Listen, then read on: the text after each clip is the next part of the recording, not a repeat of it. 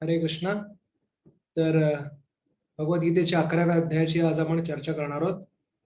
तर 10व्या अध्यायात आपण पाहिलं, भगवंतांनी विभूती योग सांगितला. भगवंतांच्या अनंत विभूती आहेत, त्यांपैकी काही विभूतींचं भगवंत वर्णन करतायत आणि शेवटी अर्जुनाला सांगतायत की अथवा बहुनैतेन किम ज्ञातेन तवार्जुन विष्टभ्याहम अहम कृत्स्नम एकांशेन स्थितो जगत. हे सर्व जग मी माझ्या एका अंशाने व्यापलंय. तर एवढी सगळी माहिती घेऊन तू काय करणार आहेस? यद्यद विभूतिमत सत्वम श्रीमद ऊर्जितमेव वा तत्तदेवावगच्छत्वम मम तेजोंश संभवम. जिथे जिथे जे जे काही तेजस्वी आकर्षण दिसणार या जगात दिसतं ते पाहून तू माझी आठवण कर, असं भगवंत सांगतात. तर आज आपण 11व्या अध्यायात काय होतं ते पाहू. त्याआधी आपण प्रार्थना म्हणू. ओम ज्ञानतिमिरान्धस्य ज्ञानाञ्जनशलाकया चक्षुरुन्मिलितं येन तस्मै श्रीगुरवे नमः. श्रीचैतन्यमनोभीष्टं स्थापितं येन भूतले स्वयं रूपः कदा मह्यं ददाति स्वपदान्तिकम्. तर 10व्या अध्यायात भगवंतांनी संबंध, अभिधेय, प्रयोजन याबद्दल सुद्धा सांगितलं. कसा आपला सर्वांचा भगवंताशी संबंध आहे आणि हा प्रेमाचा संबंध आपण भक्तीच्या द्वारे पुनरुज्जीवित करू शकतो. आणि ते पुनरुज्जीवन करण्यासाठी भक्तीच्या मार्गामध्ये श्रवणम ही जी प्रक्रिया आहे, भगवंतांविषयी ऐकणं, एकमेकांना बोध करणं हे अत्यंत आवश्यक आहे. मच्चित्ता मद्गत प्राणा बोधयंता परस्परम कथयंतश्च माम नित्यम तुष्यंती च रमंती च. आपण भगवंतांविषयी कथा ऐकतो तेव्हा आपलं हृदय खऱ्या अर्थाने समाधानी होऊ शकतं. पुढे आपण भगवंत सांगतात की जो अशा प्रीतीपूर्वक भगवंतांचं स्मरण करतो त्याला भगवंत हृदयातून प्रेरणा देतात, कशा प्रकारे तो प्रगती करू शकतो आणि भगवंतांकडे येऊ शकतो. आज आपण 11वा अध्याय पाहणार आहोत.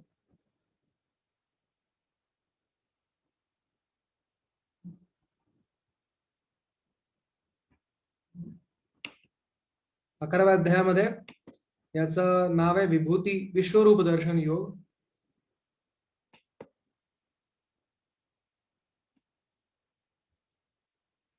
तर या अध्यायाचं विश्लेषण अशा प्रकारे, विभाग 1 मध्ये श्लोक 1 ते 31 अर्जुनांच्या विनंतीनुसार भगवंत विश्वरूप दाखवत आहेत व अर्जुन वर्णन आणि प्रार्थना करतात विश्वरूपाचं. श्लोक 32 ते 46 अर्जुन चतुर्भुज व द्विभुज रूप पाहण्याची विनंती करतायत आणि विभाग 3 भगवंत भक्तीचा उपदेश करतायत. तर पहिल्या विभागात विश्वरूपाचं वर्णन, दर्शन, प्रकटीकरण. दुसऱ्या विभागात चतुर्भुज आणि द्विभुज रूपाचं प्रकटीकरण आणि तिसऱ्या विभागात भक्तीचा उपदेश. विभाग पहिल्याची मुख्य शिकवण अशा प्रकारे, भगवंतांच्या विश्वरूपात अर्जुनाला सर्व काळ व अंतराळ व्यापलेले दिसते. भगवंतांचे विश्वरूप अर्जुनाला अद्भुत रसात निमग्न करते. पहिला श्लोक आहे, अर्जुन उवाच मदनुग्रहाय परमं गुह्यम अध्यात्म संज्ञितम यत्त्वयोक्तं वचस्तेन मोहोयं विगतो मया मम. आपण जे सांगितलं अध्यात्माचं गुह्य, त्याने माझा सगळा मोह नष्ट झालेला आहे. मग अर्जुन आता पुन्हा आपल्या सर्वांसाठी प्रश्न विचारतात. अर्जुनाचा तर मोह पूर्ण प्रकारे नष्ट झालेला आहे. मद अनुग्रहाय, माझ्या अनुग्रहासाठी आपण हे सांगितलंय. भगवंत हे सर्व कारणांचे आदी कारण आहेत. याच्यातून हे सुद्धा स्पष्ट होतं की भगवान श्रीकृष्ण सर्व अवतारांचे मूळ अवतार सुद्धा आहेत, अवतारी आहेत. कधी कधी आपण कोणी विचारतं की विष्णूंचे दशावतार आहेत, मग त्यामध्ये कृष्ण एक अवतार आहेत का? तर असं नाही आहे. श्रीमद भागवतम एकदम प्रत्यक्षरित्या आपल्याला सांगतंय की एते चांश कला पुंसा कृष्णस्तु भगवान स्वयं. की हे सर्व अवतार म्हणजे याच्या आधी श्रीमद भागवतामध्ये सर्व अवतारांची गणना झालेली आहे.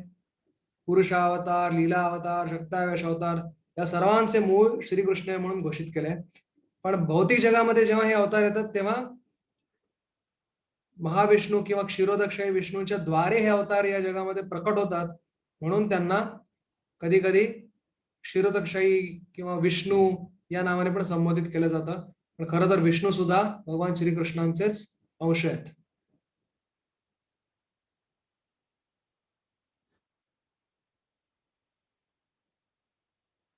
भावाप्ययो हि भूतानां श्रुतौ विस्तरशो मया त्वत्तः कमलपत्राक्ष माहात्म्यमपि चाव्ययम्. तर भगवंतांना अत्यंत आनंदित होऊन अर्जुन कमल नयन म्हणून संबोधन करतायत.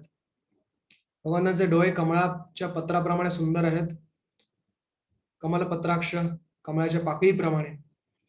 आणि खरं तर भगवंतांच्या सुंदर रूपाला कशाची उपमा देणं शक्य नाहीये, कारण त्याचं अनुपम सौंदर्य आहे. पण आपल्याला बुद्धीचा प्रवेश व्हावा म्हणून ही उदाहरणं दिली जातात, कारण भगवंताचं रूप तर अप्राकृत रूप आहे. तर यांना प्राकृत गोष्टींची उपमा कशी दिली जाऊ शकते, पण आपल्याला साधारण समजून यावा म्हणून ही उपमा दिलेली आहे.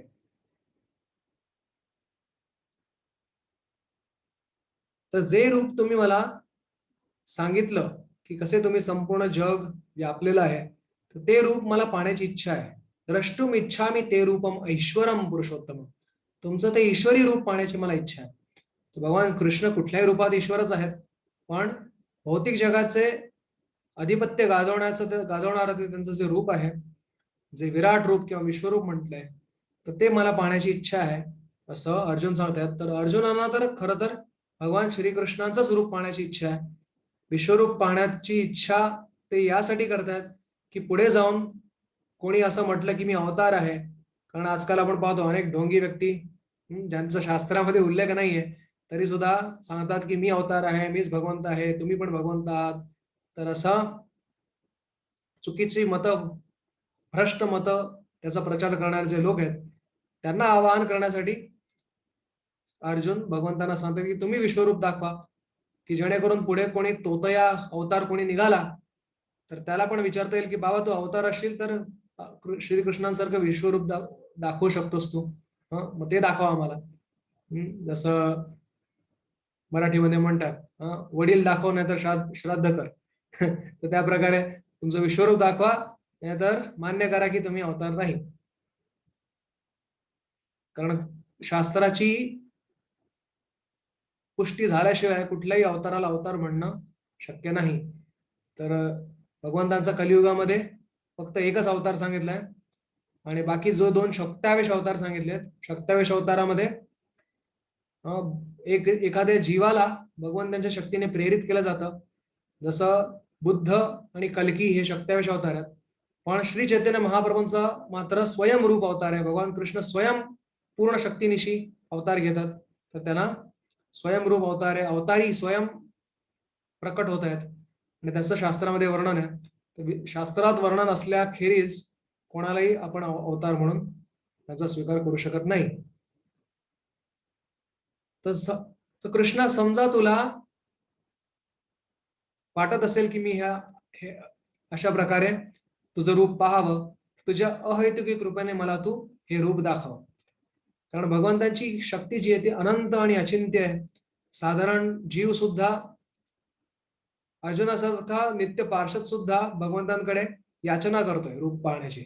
तर मग आपल्यासारखे साधारण जीव तर मग त्यांची काय खबर. आपल्याला तर अत्यंत नम्र भावाने भगवंतांना प्रार्थना केली पाहिजे की जेणेकरून हळूहळू भगवंत आपल्या जीवनामध्ये अधिकाधिक त्यांचं प्रकटीकरण करतील. तर भगवंत एका अंशाने म्हटले मागच्या अध्यायामध्ये, एका अंशाने मी संपूर्ण जगत व्यापलंय. तर एका अंशाचा अर्थ आहे की भगवान कृष्ण सर्वप्रथम त्यांच्या बलराम या अवतारामध्ये विस्तारित होतात. बलरामजी चतुर्व्यूह वासुदेव संकर्षण प्रद्युम्न अनिरुद्ध प्रथम चतुर्व्यूहात विस्तारित होतात.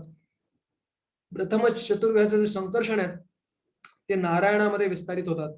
नारायण मग नंतर द्वितीय चतुर्व्यूह म्हणजे द्वितीय वासुदेव संकर्षण अनिरुद्ध प्रद्युम्न यामध्ये विस्तारित होतात. आणि जे द्वितीय संकर्षण आहेत त्यांपासून महाविष्णू, त्यांपासून गर्भोदकशाही विष्णू आणि क्षीरोदकशाही विष्णू.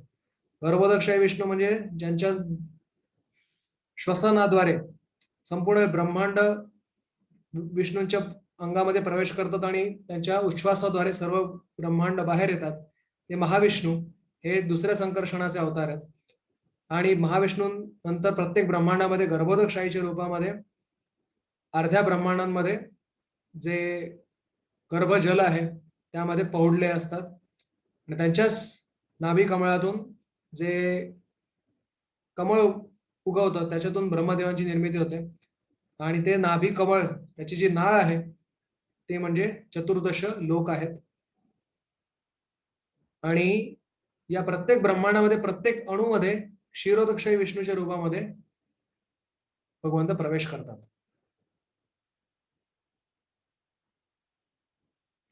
भगवंत सांगतात विश्वरूप प्रकट करतात आणि म्हणतात पहा पार्था पहा पश्चिमे पार्थ रूपाणी शत शोथ सहस्त्रशा नाना विधानी दिव्यानी नाना वर्णाकृतीनीच. तर भगवंतांच्या या महाविष्णूचं आता आपण पाहिलं भगवान कृष्ण त्यांच्यापासून बलराम त्यापासून प्रथम चतुर्व्यूह त्यानंतर संकर्षणांपासून नारायण नारायणांपासून द्वितीय चतुर्व्यूहामध्ये जे संकर्षण आहे द्वितीय संकर्षण त्यांच्यापासून महाविष्णू या महाविष्णूंचं एक दुसरं एक रूप आहे सहस्त्र शीर्ष पुरुष म्हणजे त्यांना एक सहस्रावधी शिर सहस्रावधी ब्राहू असलेलं रूप आहे. तर हेच रूप विश्वरूप म्हणून भगवंत दाखवतात आणि या रूपामध्येच संपूर्ण सृष्टी सामावलेली भगवंत दाखवतात. विराट रूप हे जरी दिव्य असलं तरी प्राकृतिक सृष्टीमध्ये प्रकट झालं असल्यामुळे प्रकृतीच्या तात्पुरत्या काळाच्या अधीन असतं. याचा अर्थ हे जे विराट रूप आहे हे आध्यात्मिक जगात उपलब्ध नाहीये हे भौतिक जगाचा कारभार चालवण्यासाठी प्रकट केलेलं रूप आहे. तर काय काय पाहतात अर्जुन तर श्रीकृष्ण म्हणतात पहा आदित्य वसु रुद्र अश्विनी कुमारांच्या विविध रूपांना आणि इतर देवी देवतांना एकत्र या ठिकाणी पहा. भगवंतांनी मगाशी सांगितलं होतं की 10व्या अध्यायात अहम आदिर ही देवाना महर्षीणाम सर्वशा मी सर्व महर्षी आणि देवांचा आदी आहे त्यांचं मूळ आहे तिकडे भगवंत प्रत्यक्ष सिद्ध करून दाखवतात. भगवंत आपली जी विश्वरूप आहेत ती अनेक ठिकाणी प्रसंग येतो. हा एक प्रसंग आहे की अर्जुनाला विश्वरूप दाखवतात त्याला काळरूप विश्वरूप असं म्हणतात की ज्याच्यामध्ये संपूर्ण सृष्टी सहस्त्र शीर्ष पुरुष नावाचा जो भगवंताचा विस्तारित रूप आहे त्याच्या शरीरामध्ये संपूर्ण भौतिक सृष्टी जेव्हा दाखवली जाते हाताच्या ठिकाणी देवता आहेत आणि इत्यादी इत्यादी पोटाच्या ठिकाणी मध्यवर्ती लोक आहेत पायाच्या ठिकाणी जे पाताळावरती लोक आहेत. तर अशा प्रकारचे सर्व सृष्टी जी आहे ती भगवंतांच्या आध्यात्मिक शरीराच्या मध्ये जी दाखवली जाते त्याला विश्वरूप म्हटलंय. अजून एक विश्वरूप दुर्योधनाला आणि इतर सभेमध्ये इतरांना भगवंत दाखवतात शांतीचा प्रस्ताव करायला जातात तेव्हा पण तेव्हा ते काळ रूप भगवंत तिकडे दाखवत नाहीत की या प्रत्यक्ष भविष्यामध्ये काय काय होणार आहे ते भगवंत त्यांना तिकडे दाखवत नाहीत. पण ते रूप पाहून सुद्धा दुर्योधन अधिकच उन्मत्त असल्या कारणामुळे भगवंतांना ओळखू शकत नाही.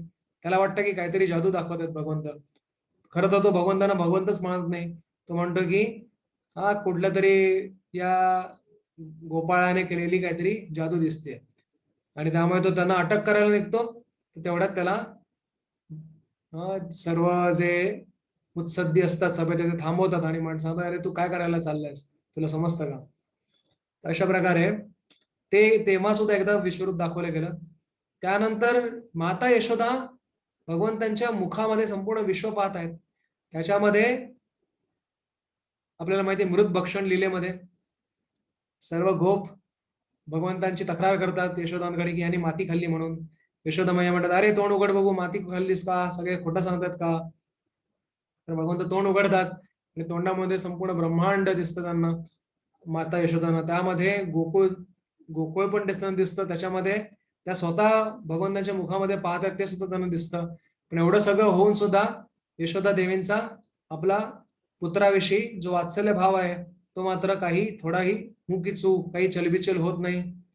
आणि त्यामुळे यशोदामयांची थोरवी गायलेली आहे श्रीमद भागवतामध्ये की त्रय्याचोपनिषद्भिश्च सांख्य योगैश सात्वतै उपगीयमान महात्म्यम हरिंसा अमन्यता आत्मजम.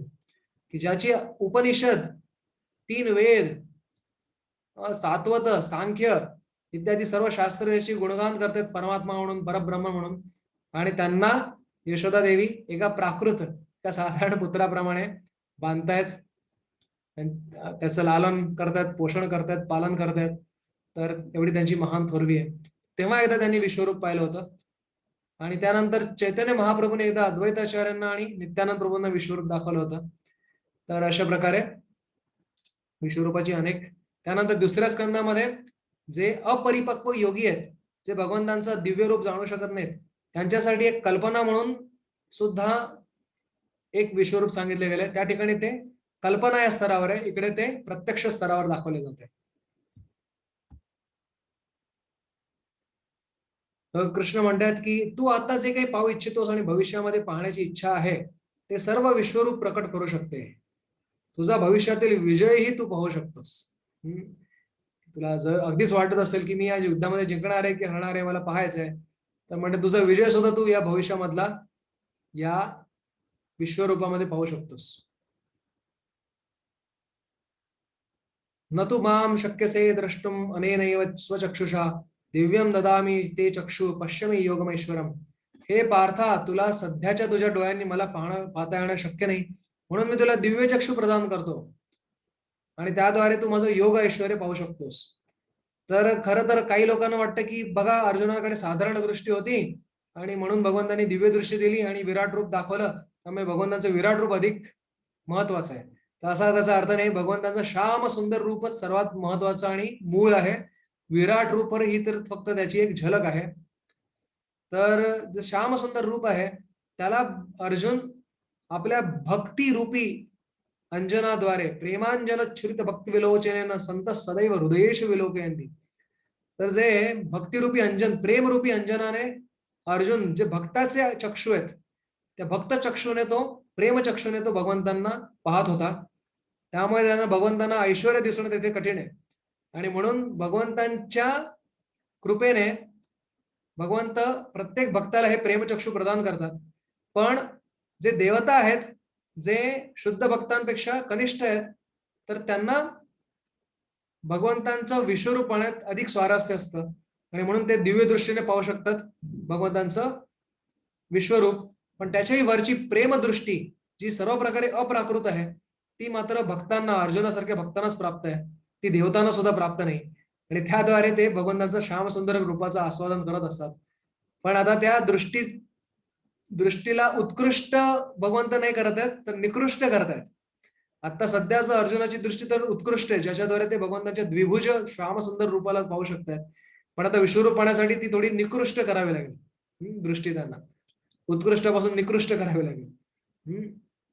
म्हणून दिव्य दृष्टी त्याला देत आहेत आणि त्याच्यापेक्षा निकृष्ट दृष्टी म्हणजे आपण सर्वांची सध्याची असलेली दृष्टी, त्याला चर्मचक्षु म्हणतात आणि त्याच्यावरची म्हणजे दिव्य चक्षु असतात आणि त्याच्यावरची म्हणजे प्रेमचक्षु असतात. तर अशा प्रकारे भगवंत अर्जुनाची प्रेमचक्षुपासून त्याला कुठले चक्षु देतात, तर दिव्य चक्षु देतात. पण अर्जुनाचं हृदय मात्र प्रेममयच आहे, त्यामुळे त्याला विश्वरूप पाहून मात्र त्याला अधिक आनंद होत नाहीये, आश्चर्य मात्र होत आहे. पण पुन्हा ते भगवंतांचं द्विभुज रूप पाहण्याचीच प्रार्थना करतात. अध्यायाच्या शेवटी हे समजून येईल. श्रील प्रभुपाद सांगतात, भक्तीमध्ये योग्य प्रकारे स्थित असण्याचं लक्षण हे आहे की तो भगवंतांना द्विभुज श्याम सुंदर नंदनंदन गोकुलपती राधारमण कृष्णांच्या रूपातच पाहण्याची इच्छा करतो. म्हणतात, इत्थम सताम ब्रह्म सुखानुभूत्या दास्यम गतानां परदैवतेन मायाश्रितानां नरदारकेण सार्धम विजर्रु कृतपुण्यपुंजा. त्या गोपमंडळीने कुठल्या प्रकारचं भक्ती उन्मुख सुकृती केली, कुठलं पुण्य केलं की ते भगवंतांसोबत खेळू शकतायत.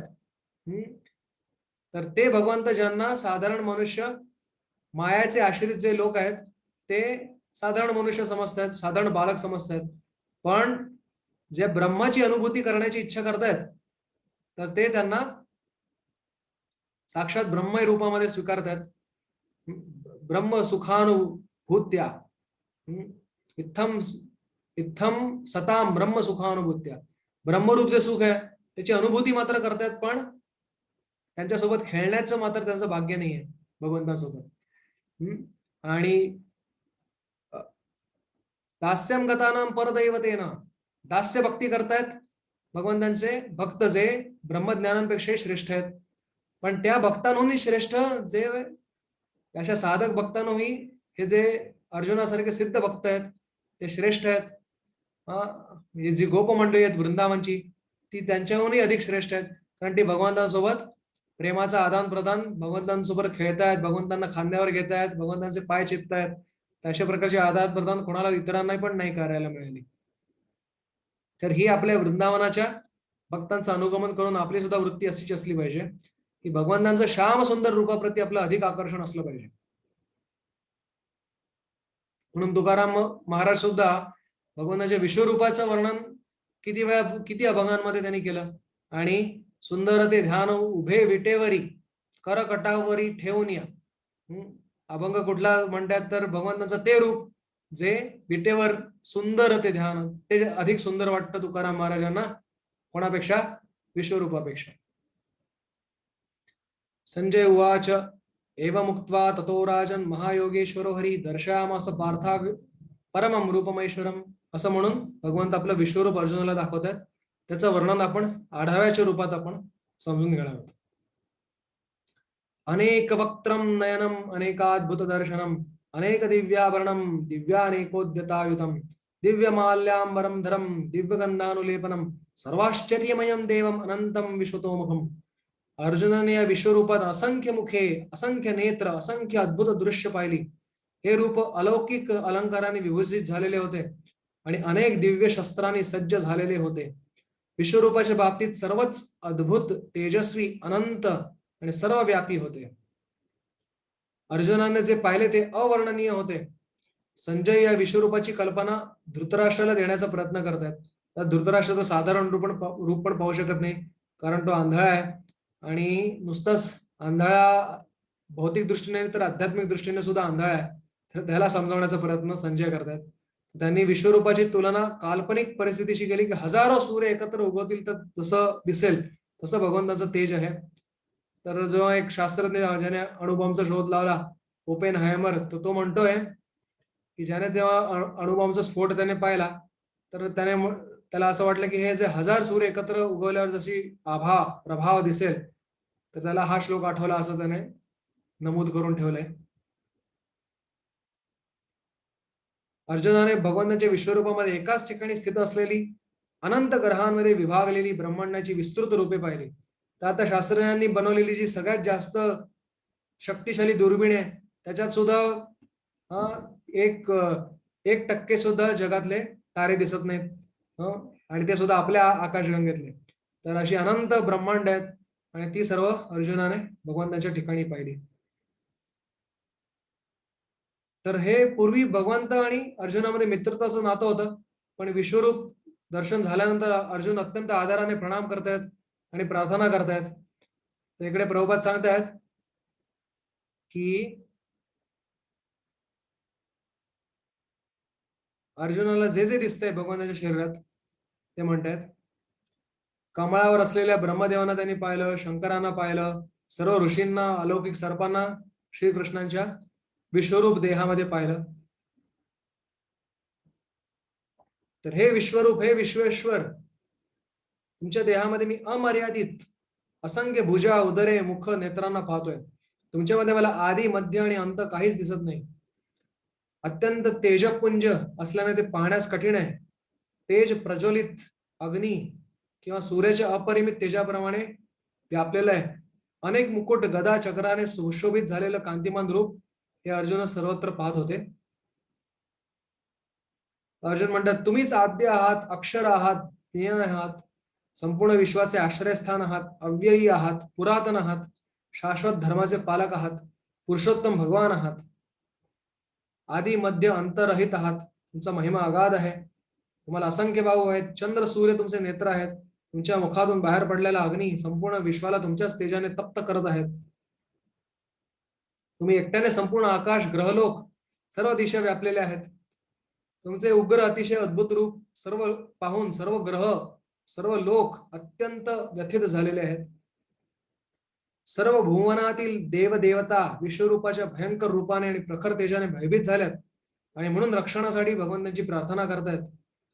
रुद्रगण, आदित्यगण, वसुगण, साध्य, विश्वेदेव, अश्विनी कुमार, मरुद्गण, पितृगण, गंधर्व, यक्ष, असुर, सिद्ध देवता विस्मित होऊन विश्वरूपाला पाहतात. आपण म्हणतो 84 लक्ष योनी आहेत, त्यांपैकी 4 लक्ष मनुष्य योनी आहेत. यामध्ये या सर्वांचा समावेश होतो. रुद्रगण, आदित्यगण, वसुगण, साध्यगण, विश्वदेव, यक्ष, गंधर्व, राक्षस. हे महाबाहू, देवतांसहित सर्व लोक तुमचे नेत्र आहेत. मुखे, भुजा, जांघा, पाय, उदरे, 11 विकराळ दाढा असणारे महाकाय रूप पाहून अत्यंत व्यथित झालेत आणि मी सुद्धा व्यथित झालोय. सर्वव्यापी विष्णू, अनेक तेजस्वी वर्णांनी युक्त तुम्ही, आकाशास भिडलेली आव असलेली मुखे, प्रदीप्त विशाल नेत्र असलेले रूप पाहून माझे मन व्यथित झाले. आणि म्हणून अर्जुन पुन्हा पुन्हा पुन्हा पुन्हा त्याच गोष्टी पुन्हा पुन्हा सांगतात. त्याच्यात काही दोष नाहीये की जेव्हा एखादा व्यथित होतो किंवा अद्भुत काही पाहतो किंवा भाव विभोर होतो तर त्याच गोष्टी तो पुन्हा पुन्हा सांगत असतो. तर म्हणतात तुमच्या देहामध्ये मी पाहतोय की विरुद्ध पक्षातील प्रमुख सेनानी भीष्म, द्रोण, कर्ण, सर्व धृतराष्ट्रपुत्र, त्यांचे सैन्य, या सर्वांचा संहार होतोय हे मी पाहतोय. तिकडे 2 श्लोक फार सुंदर आहेत. यथा नदीनां बहवोऽम्बुवेगाः समुद्रमेवाभिमुखा द्रवन्ति तथा तवामी नरलोकवीरा विशन्ति वक्त्राण्यभिविज्वलन्ति. ज्याप्रमाणे नद्यांचे अनेक प्रवाह समुद्रामध्ये प्रवेश करतायत त्याप्रमाणे अनेक नरलोक वीर तुमच्यामध्ये प्रवेश करतायत. हे कोणाबद्दल सांगतायत? भीष्म देवांसारखे जे भक्त आहेत, जे विरुद्ध पक्षामध्ये आहेत, त्यांच्याबद्दल हे वर्णन आहे की नद्या जशा समुद्रामध्ये प्रवेश करतात. नद्या जेव्हा समुद्रात प्रवेश करतात तेव्हा नद्यांचा नाश होत नाही, त्यांचं पाणीच राहतं आणि नद्या त्यांचं अस्तित्व संपत नाही, त्यांचं अस्तित्व तेच राहतं जसं पूर्वी होतं, फक्त त्या समुद्रामध्ये मिळतात. त्याच प्रकारे भक्त, भीष्मदेवांसारखे भक्त, जेव्हा त्यांचा मृत्यू होतो तेव्हा त्यांची उपमा दिली आहे की नद्या जशा समुद्रामध्ये प्रवेश करतात. तर बरेच जण म्हणतात अरे भक्तांना काही मृत्यू येत नाही का? भक्तांना सुद्धा मृत्यू होतो. तर त्यासाठी एक सुंदर उदाहरण देतात. तर सांगतायत की ज्या प्रकारे मांजर आहे, मांजरीचं पिल्लू आहे आणि उंदीर आहे, तर मांजरीच्या तोंडामध्ये मांजर तिचं पिल्लू सुद्धा पकडतं आणि उंदीर सुद्धा पकडतं. तर उंदराला तोच जबडा अत्यंत भयंकर वाटतो आणि मांजरीला तोच आईचा जो जबडा आहे तो काय वाटतो? आधार वाटतो. तर त्याच प्रकारे, कारण मांजरीच्या पिल्लाला माहिती मला आई उचलून त्याच जबड्यामध्ये उचलून कुठेतरी दुसरीकडे सुरक्षित ठिकाणी ठेवणार आहे, पण उंदराला मात्र आता आपली काही धडगत नाही हे समजून येतं जेव्हा मांजरीच्या तोंडामध्ये तो असतो. त्याच प्रकारे जो अभक्त आहे त्याला सुद्धा मृत्यू येतो, तर तो मांजरीच्या जबड्यासारखा आहे आणि तो अभक्त उंदराप्रमाणे आहे. पण जेव्हा भक्ताला मृत्यू होतो तो कोणाप्रमाणे आहे? मांजरीच्या पिल्लाप्रमाणे. त्याला सुद्धा मृत्यू आहे, पण तो मृत्यू कशा प्रकारे पाहतो की मला आता भगवंतच उचलून अजून कुठल्या तरी योग्य सुरक्षित ठिकाणी ठेवणार आहेत, अशी त्याला खात्री असते. पुढच्या श्लोकामध्ये दुर्योधनाबद्दल सांगितले. यथा प्रदीप्तं ज्वलनं पतंगा विशन्ति नाशाय समृद्ध वेगा तथैव नाशाय विशन्ति लोकास्तवापि वक्त्राणि समृद्ध वेगा. ज्या प्रकारे पतंग, जे किडे असतात तुम्ही पाहिले असतील, जेव्हा तुम्ही अग्नी जाळता किंवा दिवा जाळता किंवा ट्यूब लावता तेव्हा काही पावसाळ्यामध्ये अनेक पतंग येऊन फडफड फडफड करत असतात त्याच्यावर आणि त्याच्यावर आपटून शेवटी मारतात. तर त्या प्रकारे हे दुर्योधनासारखे जे अभक्त आहे ते भगवंतांच्या विश्वरूपामध्ये प्रवेश करतात, तोंडामध्ये 11 विकराळ प्रवेश करतात मरण्यासाठी, ज्या प्रकारे पतंग अग्नीमध्ये प्रवेश करतात. मगाशी भीष्मदेवांचं उदाहरण दिलं तेव्हा काय होतं? नद्या समुद्रात प्रवेश करतात. आणि इकडे आता दुर्योधनाचं उदाहरण देतात तेव्हा काय म्हणतात? पतंग अग्नीमध्ये प्रवेश करतात. म्हणजे भीष्मदेव मांजरीच्या पिल्लाप्रमाणे आणि ज्याला मांजर म्हणजे भगवंतांचं विश्वरूप योग्य ठिकाणी आता नेणार आहेत, आणि दुर्योधन मात्र कोणाप्रमाणे आहे? तर उंदराप्रमाणे किंवा पतंगाप्रमाणे. हे विष्णू, आपल्या प्रज्वलित मुखाने सर्व बाजूनी तुम्ही सर्वांना गिळंकृत करीत असल्याने मी पाहतोय. हे उग्र रूपधारी तुम्ही कोण आहात मी जाणू इच्छितो. कारण भगवंत आता तिकडून अदृश्य झालेत आणि आपलं विश्वरूप प्रकट करतात, त्यामुळे अर्जुन विचारतात इकडे असं. मुख्य शिकवण आता पुन्हा आपण पाहू. भगवंताच्या विश्वरूप रूपात अर्जुनाला सर्व काळ अंतरा व्यापलेले दिसतंय आणि भगवंताचे विश्वरूप अर्जुनाला अद्भुत रसात निमग्न करतंय. तर भगवंताच्या कार्यात निमग्न होणे किंवा निमित्त होणे, दुसरा विभाग आपण चालू करतोय आता. त्याची शिकवण आहे भगवंताच्या कार्यात निमित्त होणे आपणा सर्वांचे कर्तव्य आहे. आणि दुसरं म्हणजे भक्तांना भगवंतांचे सौम्य रूपच म्हणजे द्विभुज किंवा चतुर्भुज रूप ते सहस्त्रबाहू असलेल्या विश्वरूपाहून अधिक रुचकर वाटते. त्याची पण आपण चर्चा करणार आहोत. तर भगवंत म्हणतात कालोस्मी लोकक्षयकृत प्रवृद्धो. तर भगवंत आश्वासन देतात संपूर्ण जगाचा विनाश करणारा मी काळ आहे. दोन्ही सैन्यातील सर्व योद्ध्यांचा विनाश होणार आहे. अर्जुना तू आणि 5 पांडव सोडून तुझ्या सकट या सर्व 5 पांडव आणि काही कृपाचार्य यांच्यासारखे सोडून बाकी सर्वांचा विनाश झाला. तर प्रभुपाद तात्पर्यामध्ये कठोपनिषदातून सांगतात की शेवटी ब्राह्मण आणि क्षत्रिय सुद्धा भगवंतांचे भोजन म्हणतात. या जगात काहीच टिकून राहत नाही, सर्व काही काळाच्या प्रभावाखाली नष्ट होतं. तर हा खूप सुंदर श्लोक आहे, हा आपण म्हणूया. तस्मात्तमुत्तिष्ठ यशो लभस्व जित्वा शत्रुं भुङ्क्ष्व राज्यं समृद्धं मयैवैते निहता पूर्वमेव निमित्तमात्रं भव सव्यसाचिन्. तस्मात्तमुत्तिष्ठ म्हणून अर्जुन तू उठ, यशो लभस्व आणि यश प्राप्त कर, जित्वा शत्रुं शत्रूंना जिंकून, भुङ्क्ष्व राज्यं समृद्धं हे समृद्ध राज्य त्याचा उपभोग घे. तर भगवंतांना अर्जुनाला मगाशीच सांगितलं त्यांनी की सुख दुःखे समय कृत्वा लाभा लाभो जया जय. पण इकडे भगवंत विजय सुद्धा खात्रीने त्याला सांगतायत की तुझा होईल म्हणून, तू फक्त निमित्त बन. मयैवैते निहिता पूर्वमेव. तू माझ्या विश्वरूपात पाहतोच आहेस की सर्वांचा मीच विनाश केलेला आहे, आधीच विनाश केलाय. तू फक्त निमित्त बन, निमित्त मात्रम भव सव्यसाचिन. तर सव्यसाचिन म्हणजे अर्जुन दोन्ही हाताने बाण चालू शकत होता. तू एवढा कौशल्यवान असशील, तुझं कौशल्य हेच आहे की तू माझा निमित्त म्हणून कार्य कर. तर निमित्त आपण सर्व काही भगवंतांच्या हातातले कठपुतलीप्रमाणे आहोत.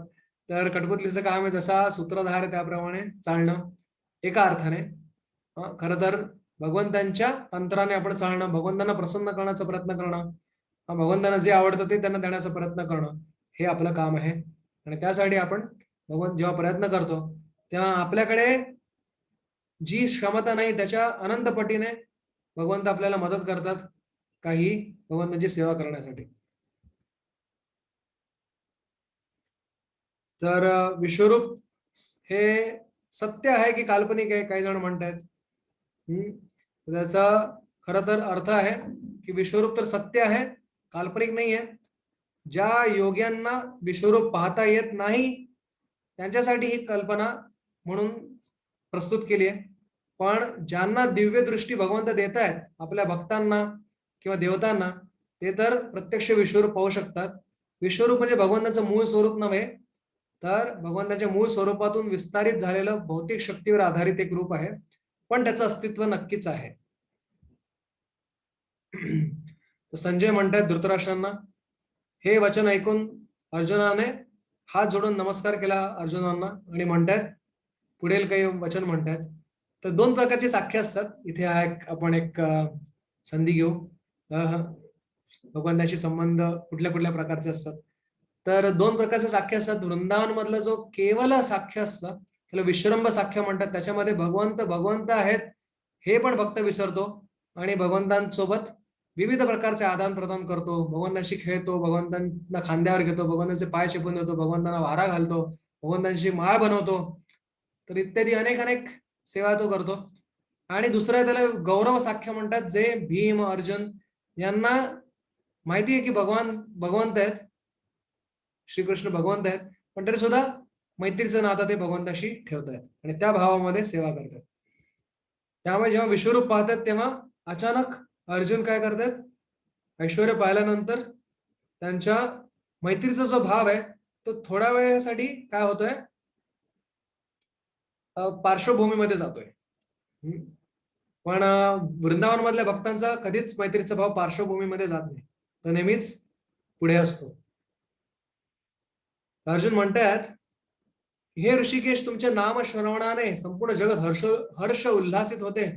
सिद्ध पुरुष तुम्हाला नमस्कार करत असले तरी राक्षस भयभीत होऊन इतस्ततः पळत आहेत. सर्व काही योग्यच घडते. ब्रह्मदेवांपेक्षाही तुम्ही श्रेष्ठ आहात. तुम्ही तर सृष्टीची निर्मिती करताय.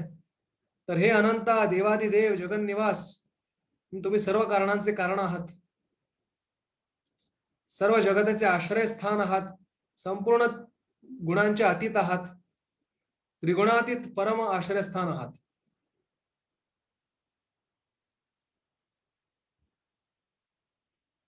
तर तुम्ही वायू आहात, परम नियंता आहात. अग्नी जल चंद्र सुद्धा तुम्ही आहात. तुम्हीच आदिदेव ब्रह्मदेव आहात, परपितामह आहात. तुम्हाला माझा सहस्रशः प्रणाम असो.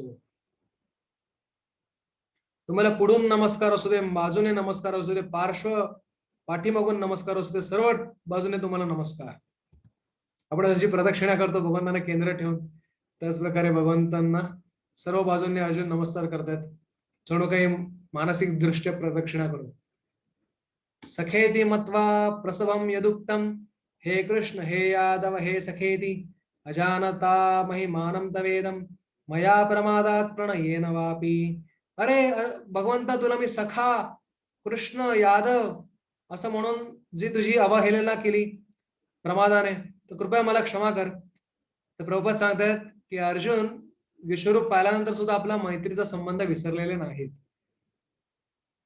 यच्चावहासार्थम असत्कृतोसी विहार शय्यासन भोजनेषु, एकोथवाप्यच्युत तत्समक्षम तत्क्षामये त्वामहम अप्रमेयम. मला क्षमा कर. विहार शय्या आसन भोजन मित्र सुलभ भावाने मी तुझी जी थट्टा केली, कधी सगळ्यांसमोर कधी एकांतामध्ये, तेव्हा त्याबद्दल सर्व गोष्टींबद्दल तुम्हाला क्षमा कर. जसं पितासी लोकस्य चराचरस्य त्वमस्य पूज्यस्य गुरोर्गरीयान तत्त्वत् समो अस्ति अभ्यधिकः कुतोऽन्य लोकत्रयेऽपि अप्रतिम प्रभावः. तर तुम्ही सर्व सृष्टीचे पिता आहात. तुमच्या बरोबरीचा कोणी नाही, तर तुमच्याहून अधिकही कोणी नाही. म्हणून तस्मात् प्रणम्य प्रणिधाय कायम प्रसादये त्वाम अहम ईशम ईड्यम पितेव पुत्रस्य सखेव सख्यु प्रिय प्रियायार्हसि देव सोडून. जसं पिता आपल्या पुत्राचा उद्धटपणा सहन करतो, एक मित्र दुसऱ्या मित्राचा मूर्खपणा सहन करतो, किंवा पती आपल्या पत्नीचा अतिपरिचय सहन करतो, अतिपरिचयाद्वारे केलेली जी वागणूक आहे ती सहन करतो, त्याच प्रकारे माझ्या अपराधांची तुम्ही क्षमा करा. तर म्हणतात की अदृष्टपूर्वम ऋषितोस्मी दृष्ट्वा भयेन च प्रव्यथितम मनोमे तदैव मे दर्श देवरूपम. तुमचं ते देवरूप जे आहे, प्रसिद्ध देवेश जगन्निवास, भगवंताचं जे तुमचं भगवत रूप आहे तेच आता तुम्ही पुन्हा प्रकट करा. हे विश्वरूप आवरा आता तुम्ही. किरीटिनम गदिनम चक्रहस्तम इच्छामि त्वाम द्रष्टुम अहम तथैव तेनैव रूपेण चतुर्भुजेन सहस्रभाव भव विश्वमूर्ते. आता तुम्ही 1000 बाहू धारण केलेले आहेत, पण आता मी पुन्हा तुम्ही चतुर्भुज व्हा असं म्हणतात. तर हे कशासाठी म्हणतात? कारण भक्तांना भगवंताचं सौम्य रूपच विश्वरूपाहून अधिक रुचकर वाटतं. आणि भगवंतांची इच्छा आहे की आपण सर्वांनी आपण प्रत्येक जण या भौतिक सृष्टीमध्ये जन्म घेतलेला आहे, तर प्रत्येकाला काही ना काही भगवंतांना कशासाठी तरी आपल्याला निमित्त बनवायचंय, निमित्त आपण व्हावं अशी आपण भगवंतांकडे प्रार्थना केली पाहिजे. आणि आता तिसऱ्या विभागाकडे येतोय. भगवंतांचं कुठलंही रूप, मग ते विराट रूप असू दे, चतुर्भुज विष्णू रूप असू दे, किंवा श्याम सुंदर द्विभुज वृंदावनचं मूळ रूप असू दे, हे भक्तीनेच पाहणं शक्य आहे. भक्तांसाठी श्रीकृष्णांचे श्याम सुंदर द्विभुज रूपच अत्यंत महत्वाचे आहे. जो या रूपावर आसक्त आहे तो प्रेम व भक्तीद्वारे हे रूपच आपल्या हृदयात सदैव पाहू शकतो. भगवंत सांगतायत की बघ, तुला विश्वरूप पाहण्याची इच्छा होती म्हणून मी तुला ऐश्वर्य रूप दाखवलं, आणि आत्ताचं जे रूप आहे त्याच्यामध्ये काळाचा जो प्रभाव आहे तो सुद्धा मी माझ्या शरीरात दाखवला. हे जे रूप आहे, न वेद यज्ञाध्ययनैर न दानैर न च क्रियाभिर न तपोभिरुग्रै एवं रूपा शक्य अहम नृलोके द्रष्टुम त्वदन्येन कुरु प्रवीर. हे रूप मी तू सोडून अजून कोणाला दाखवलं नव्हतं, आणि वेद यज्ञ अध्ययनाद्वारे तुम्ही जाणू शकत नाही, केवळ भक्तीने हे रूप जाणू शकतो. सगळ्यात शेवटी भगवंत पुन्हा सांगतील, तर तू व्यथा नको, मा ते व्यथा माच विमूढ भाव, गोंधळून नको जाऊस, पुन्हा माझं हे चतुर्भुज रूप तू आता पहा. आणि त्यानंतर भगवंतांनी स्वकम रूपम दर्शयामास भूया. चतुर्भुज रूप दाखवलं आणि मग आश्वासायमाच भीतमेनम भूत्वा पुन्हा सौम्य वपुर महात्मा. पुन्हा सौम्य वपू म्हणजे द्विभुज रूप धारण केलंय भगवंतांनी. तर अर्जुन म्हणतात की हे तुमचं जे मूलतः द्विभुजधारी रूप आहे, मानुषम रूप, तर ते पाहून मला अत्यंत आनंद प्राप्त झालाय. पुन्हा मी माझ्या मूळ स्थितीमध्ये परत आलेलो आहे. तर भगवद्गीतेचं मूळ श्लोक सूर्याप्रमाणे स्पष्ट आहेत, पण मूर्ख भाष्यकार काय करतात, तर आपल्या दिव्याप्रमाणे, जसं सूर्य पाहण्यासाठी सूर्याचा प्रकाशच पुरेसा आहे, सूर्यावर तुम्ही आपला टॉर्चचा प्रकाश पाडून सूर्य दाखवण्याचा प्रयत्न करू नये. तर मूर्ख भाष्यकार काय करतात, भगवंतांनी सांगितलेला अर्थ एवढं स्पष्ट आहे तरी सुद्धा त्याच्यावर आपली बुद्धी पाजळण्याचा प्रयत्न करतात. भगवंत म्हणतात सुदुर्दर्शम इदम रूपम दृष्टवानसी यन्मम. आता जे तू रूप पाहतोयस माझं, म्हणजे द्विभुज रूप, देवाप्यस रूपस नित्यम दर्शन कांक्षणा. देव सुद्धा हे द्विभुज श्याम सुंदर रूप पाहण्यासाठी काय करतात, नेहमी आकांक्षा असते त्यांना. प्रभुपाद सांगतात भगवंतांना पाहण्यापेक्षा भगवंतांची भक्ती करणं जास्त महत्वाचं आहे. कारण तसं तर दुर्योधन, जरासन, शिशुपाल यांनी सुद्धा कृष्णाला पाहिलं, पण कृष्णांची, भगवान श्रीकृष्णांचं जे अपार माधुर्य, वात्सल्य, कारुण्य याची अनुभूती मात्र ते करू शकले नाहीत. नाहम वेदैर्न तपसा न दानेन न चेज्जया शक्यम एवं विधो द्रष्टुम दृष्ट्वा न सीमाम यथा. केवळ इज्जा, दान, तप, वेदाने मला हे जाणू शकत नाही या रूपामध्ये. जसं वैदिक ब्राह्मण, इज्जा दोन प्रकारची असते, वैदिक आणि पंचरात्रिक. वैदिक म्हणजे जे यज्ञिक ब्राह्मण करत होते त्याला सुद्धा इज्जा म्हणतात, पण त्याद्वारे ते कर्मकांडी असल्यामुळे भगवंतांना जाणू शकले नाही. पंचरात्रिक मध्ये भगवंतांचं प्रेम हे लक्ष असल्यामुळे त्या मूर्ती सेवेमध्ये, श्री मूर्ती सेवेमध्ये भगवंताशी संपर्क साधता येणं शक्य आहे. भक्त्या त्वम अनन्या शक्य अहमेवं विधो अर्जुन ज्ञातुम द्रष्टुम च तत्वेन प्रवेशुम च परम तप. अनन्य भक्ती योगाने श्रीकृष्णांना जाणणे शक्य आहे. असं तर आपल्याला माहिती आहे की सर्व धर्मांमध्ये भगवान श्रीकृष्णांचंच वर्णन आहे, भगवंतांचंच वर्णन आहे, पण ते कुठल्या कुठल्या स्तरावर आहे, कुठल्या कुठल्या विविध तपशिलामध्ये जाऊन आहे. काही धर्मांमध्ये भगवंतांचं वर्णन फक्त ते विनाश करणारे आहेत अशा रूपात आहे, तर त्याद्वारे भगवंताशी फक्त भय निर्माण होईल. पण काही संप्रदायांमध्ये भगवंत म्हणजे निर्माण करते आहेत म्हणून सांगितलं जातं, ते सुद्धा बरोबर आहे, पण त्याच्यातून फक्त काय एक प्रकारचा अद्भुतता निर्माण होते, भगवंताप्रती अद्भुत भाव निर्माण होतो. काही धर्मांमध्ये किंवा संप्रदायांमध्ये सांगतात की भगवंत हे सर्वांचे पोषण करते आहेत, ते सुद्धा बरोबर आहे, पण त्याच्यामुळे फार तर फार भगवंतांविषयी कृतज्ञता वाटेल. पण आपल्या वैष्णव शिकवणीनुसार भगवंत हे आपल्या सर्वांचे खास मित्र आहेत आणि त्यामुळे भगवंताविषयी प्रेमभाव निर्माण होतोय. तर ही विशेष वैष्णव संप्रदायाची शिकवण असल्यामुळे, भक्तांची जी शिकवण आहे, तर त्याद्वारे आपल्याला अधिक प्रकारे भगवंतांचा परिचय होणं शक्य आहे. त्याच भगवंतांचा ज्याबद्दल इतर धर्म आणि संप्रदाय सांगतात, तर भगवंतांच्या संप्रदायातून म्हणजे वैष्णव संप्रदायातून आलेली शिकवण सर्वात जास्त अधिकृत आहे आणि त्यातून आपल्याला अधिक प्रकारे भगवंताशी संपर्क साधणं, संबंध साधणं शक्य आहे. एक छोटासा किस्सा एक त्याच्यामध्ये येतो की एक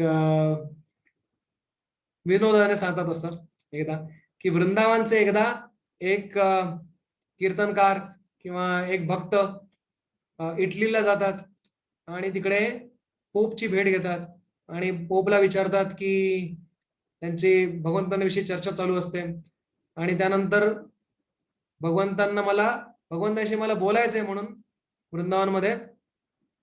वृंदावनचे जे भक्त आहेत, ब्रजवासी आहेत, ते पोपला सांगतात. तर पोप त्यांना टेलिफोन दाखवतात, तर ते भगवंताशी अर्धा मिनिट ब्रजवासी बोलतात आणि पोप सांगतात याचे 1000 लिरा झाल्या म्हणून. तर ब्रजवासी म्हणतात अहो एवढे महाग कसं काय?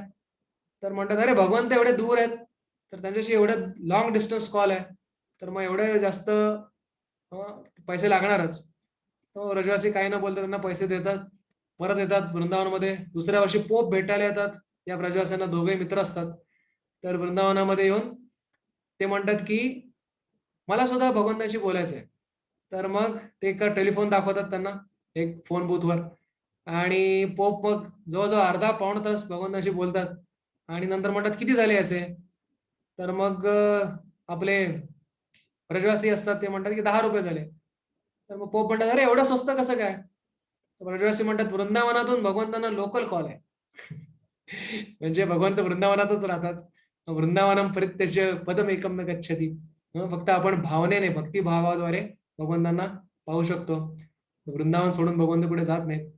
तर म्हणून इकडे लोकल कॉल आहे असं म्हणून एक किस्सा सांगतात. तर सर्वात शेवटी कोण भगवंतांना प्राप्त होऊ शकतो याबद्दल भगवंत सांगतात. मत कर्म करून मत्परमो मदभक्ता संगवर्जितः निर्वैरा सर्व भूतेषु यस्स मामेति पांडव. मत कर्मकृत भगवंतांची सेवा करणं, मग ती मंदिर स्थापन असू दे किंवा तेवढे समजा पुंजी नसली कोणाकडे तर भगवंताची अर्चा करणं, तेवढंही नसलं तर भगवंताच्या मंदिराचं मार्जन करणं, तुलसीचं आरोपण करणं आणि तुलसी भगवंताच्या चरणी प्रदान करणं, हे सर्व काय आहे. भगवान श्रीकृष्णांना तुलसी अत्यंत प्रिय आहे. तर पत्रम पुष्पम फलम तोयम जेव्हा म्हणतात तेव्हा पत्रम म्हणजे खास करून तुळशी पत्राचं वर्णन भगवंत करतात. मत परमहा म्हणजे भगवंतांची संगत कृष्णधामात प्राप्त करण्याची ज्याला इच्छा आहे असा व्यक्ती. मद भक्ता म्हणजे नवविध भक्ती करणारा. संग वर्जित भुक्ती आणि मुक्तीपासून मुक्त. निर्वैराहा म्हणजे भक्तीचा प्रचार सर्वत्र जो करतो असा असा जो व्यक्ती आहे तो भगवंतांना प्राप्त होतो. ते विभक्तींची शिकवण आहे. भगवंतांचं कुठलंही रूप हे भक्तीनेच पाहणं शक्य आहे. मग ते विराट रूप असू दे, चतुर्भुज विष्णू रूप असू दे किंवा भगवंतांचं श्याम सुंदर द्विभुज मूळ स्वयंरूप कृष्ण रूप असू दे. भक्तांसाठी श्रीकृष्णांचे श्याम सुंदर द्विभुज रूपच अत्यंत महत्वाचे आहे. जो या रूपावर आसक्त आहे तो प्रेम व भक्तीद्वारे हे रूपच आपल्या हृदयात सदैव पाहू शकतो. तर याबद्दल एक श्लोक येतोय ब्रह्मसंहितेमध्ये. प्रेमांजनच्छुरित भक्ती विलोचनेन संत सदैव हृदयेषु विलोकयन्ति यम श्याम सुंदरम अचिंत्य गुणस्वरूपम गोविंदम आदिपुरुषम तमहम भजामी.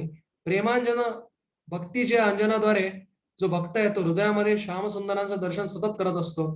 आणि म्हणून या 11व्या अध्यायाच्या शेवटी भगवंत सांगतात की विश्वरूप तर भगवंतांचं ऐश्वर्य समजण्यासाठी आवश्यक आहे आणि आईपेक्षा वरचं रूप भगवंतांचं माधुर्य रूप आहे. आणि त्याकडे आकृष्ट समजा झालो तर विश्वरूपाबद्दल आपण जे सगळं ऐकलं ते सफळ झालं असा याचा अर्थ आहे. हरे कृष्ण. पुढच्या 12व्या अध्यायात आपण पाहणार आहोत की अर्जुन विचारतील भगवंतांचं साकार जे रूप आहे त्याची उपासना जो करतो आणि भगवंताची निराकार ब्रह्मरूपाची जो उपासना करतो या दोघांमध्ये कोण श्रेष्ठ आहे याचं उत्तर भगवंत पुढच्या अध्यायात देतील. हरे कृष्ण.